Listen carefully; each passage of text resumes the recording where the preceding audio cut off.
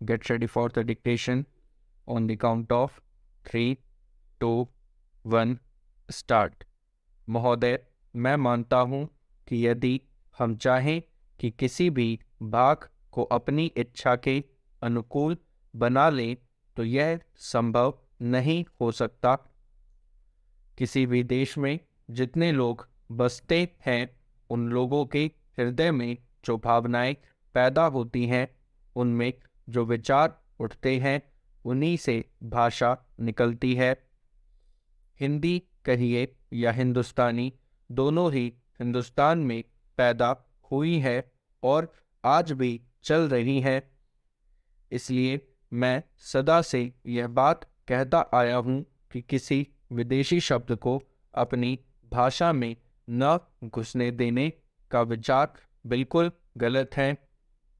यदि कोई भी जीती जागती भाषा आगे बढ़ रही है, उन्नति कर रही है, तो उसमें बाहर के शब्द आए बिना रह नहीं सकते।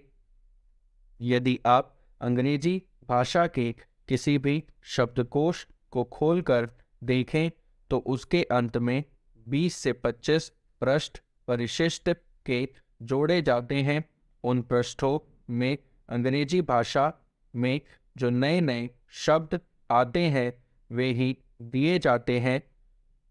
कुछ दिन हुए मुझे चेम्बर्स का एक पुराना शब्दकोश मिल गया। मैंने देखा कि आज का चेम्बर्स शब्दकोश पुराने शब्दकोश से दुगना मोटा था।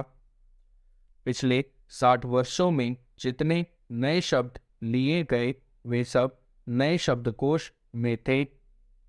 विदेशी भाषा के जो शब्द प्रचलित है, यदि उन्हें निकाल देने का प्रयास किया गया तो भाषा का रूप ही दूसरा होगा।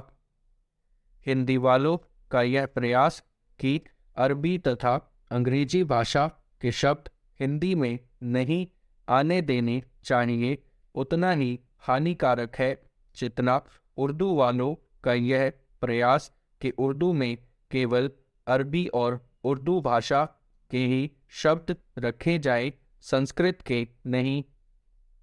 उसके साथ साथ हमको यह भी मानना होगा कि हिंदुस्तान में जो बहुत सी भाषाएं हैं वे अलग अलग प्रदेशों की अलग अलग भाषाएं हैं।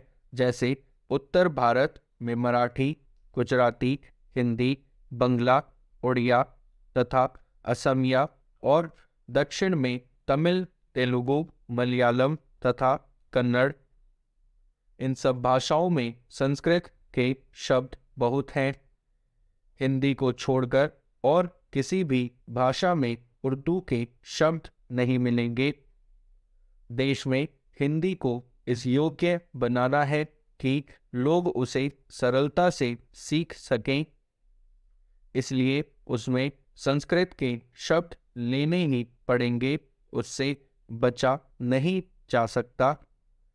हमारे संविधान में हिंदी की व्याख्या इस प्रकार दी गई है कि हम उसी भाषा को हिंदी मानते हैं जिसके मूल में संस्कृत है।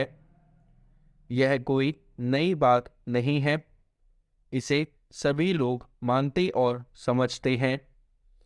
आज लोग कुछ ऐसी हिंदी लिखने लगे हैं जिसमें संस्कृत के बड़े बड़े शब्द अधिक आते हैं, जो मेरे जैसे आदमी को जिसने संस्कृत नहीं पढ़ी है समझ में ही नहीं आते। जो व्यक्ति संस्कृत या अरबी भाषाओं में से किसी को भी अधिक नहीं जानते परंतु अच्छी हिंदी या हिंदुस्तानी लिख सकते हैं, उनको इतना समय नहीं कि वे संस्कृत और अरबी के बड़े बड़े शब्द लें। वे दो छोटे शब्दों में ही अपना काम निकाल लेते हैं। बड़े शब्द लेने हो तो वह दूसरी चीज है। महोदय, बोलचाल की तथा अखबारों में प्रयुक्त होने वाली भाषा जितनी सरल हो उतना ही अच्छा है और उसको समझने में हिंदी और उर्दू बोलने वालों दोनों को ही कोई कठिनाई नहीं होनी चाहिए, वही भाषा ठीक चलेगी। मैं उत्तर भारत के लोगों से जहाँ हिंदी अथवा हिंदुस्तानी बोली जाती है, यही कहना चाहता हूँ कि यदि वे चाहते हैं कि हिंदी अथवा हिंदुस्तानी सारे भारतवर्ष में चले, तो उनको अहिंदी भाषियों को अपने साथ लेने का प्रयास करना चाहिए, क्योंकि वे जिस भाषा को नहीं अपनाते वह सारे देश की भाषा नहीं हो सकती। कभी कभी अहिंदी भाषी भी हिंदी में लिखने का प्रयास करते हैं। यदि उनकी हिंदी के व्याकरण की दृष्टि से जांची जाए तो हिंदी भाषी उसे स्वीकार नहीं करेंगे। मैं उनसे यह भी कहना चाहता हूँ कि उन्हें यह समझ लेना चाहिए कि केवल हिंदी भाषा में ही नहीं बल्कि उसके व्याकरण में भी इतना हेरफेर करना पड़ेगा कि दूसरी भाषाओं के मुहावरे हिंदी भाषा में खप सकें। भाषा तभी विकसित हो सकती है। मैं आशा करता हूँ कि भाषा के इस प्रश्न को सांप्रदायिक रूप नहीं दिया जाएगा।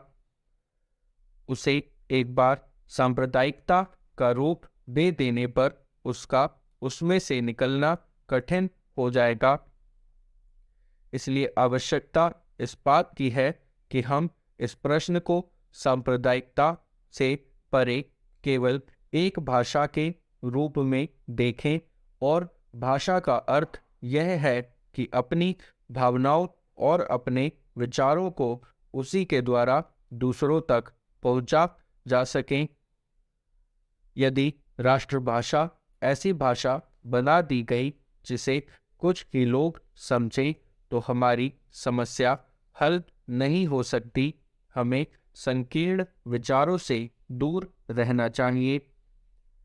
भाषा के संबंध में विचार करते समय किसी एक राज्य की दृष्टि से नहीं बल्कि सारे देश की दृष्टि से विचार करना चाहिए, और तभी भाषा को वह रूप प्राप्त होगा जिसका मैंने उल्लेख किया है।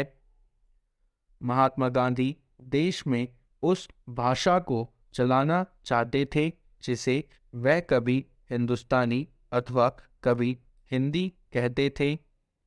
दोनों में कोई अंतर नहीं है। यदि ऐसी भाषा को जिसे सभी लोग समझ सकें हम हिंदी कहें या हिंदुस्तानी, उसमें कोई अंतर नहीं। मैं नहीं समझ पाता कि इसमें झगड़े की क्या बात है। एक दूसरा झगड़ा लिपि के बारे में भी है। हिंदुस्तानी अरबी और नागरी दोनों लिपियों में लिखी जाती है। हमारे संविधान ने नागरी लिपि को ही माना है। इसमें जबरदस्ती की गुंजाइश नहीं है। यह खुशी की बात है। मगर हिंदुस्तान में जितने लोग बसते हैं, हम उनके विचारों से अवगत होना चाहते हैं। यदि हम उनको समझना चाहते हैं तो हिंदुस्तान की जितनी लिपियां हैं उनको हमें सीखना होगा। दक्षिण वालों को हिंदी भाषियों से यही शिकायत रही है कि वे तो हिंदी सीखते हैं पर हिंदी वाले दक्षिण की भाषा कभी नहीं सीखते। उसी प्रकार उर्दू के अक्षर हम जाने और उर्दू की किताबों से अपना परिचय रखें तो उनसे हमारा संबंध और अधिक घनिष्ठ हो सकता है।